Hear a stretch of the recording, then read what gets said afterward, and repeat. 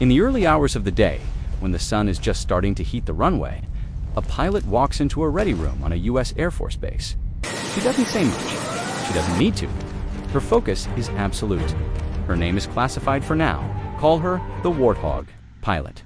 She's one of a small but growing number of women trusted to fly one of the most feared attack aircraft in the U.S. arsenal.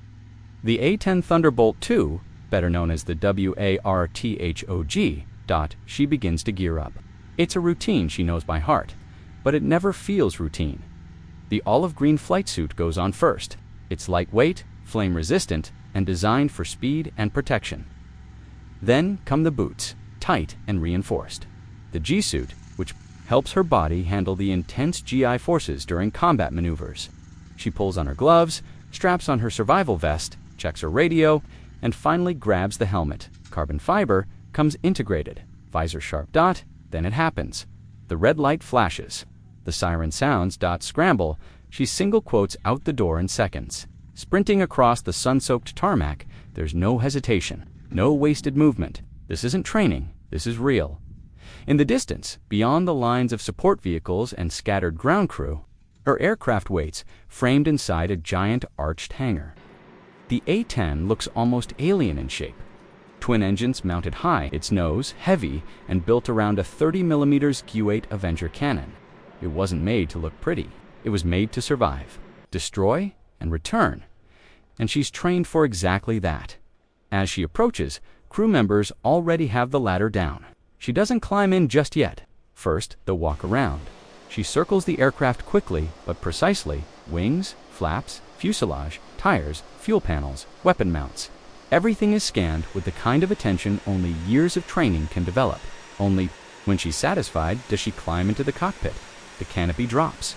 The world outside fades to a dull hum. Inside, it's quiet, almost meditative.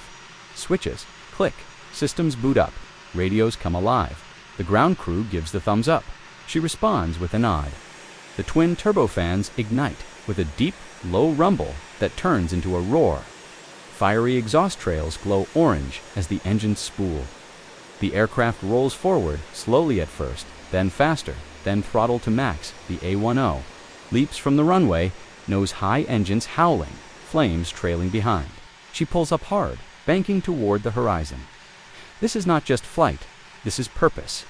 Let's pause, because what you just saw, a woman strapping into 12 tons of titanium and jet fuel and taking to the skies, that's still rare.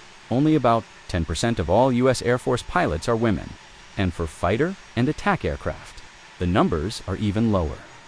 Every time one of them climbs into the cockpit, they're not just doing their job. They're reshaping the definition of who gets to lead, who gets to protect, who gets to bring the thunder. Flying the A-10 isn't about speed. It's about survivability, precision, close air support. It flies low and slow on purpose, to protect troops on the ground, to take hits and keep flying.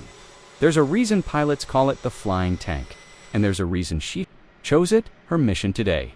It could be anything: a combat readiness alert, a support mission, a simulated enemy engagement. She doesn't need the world to know what she's doing, she just needs to do it perfectly. 5 minutes ago, she was pulling on her boots. Now, she's carving through the sky, ready to face whatever comes next. Not for glory, not for headlines, but because she trained for this, because she earned this, because this is what it means to be a United States Air Force pilot.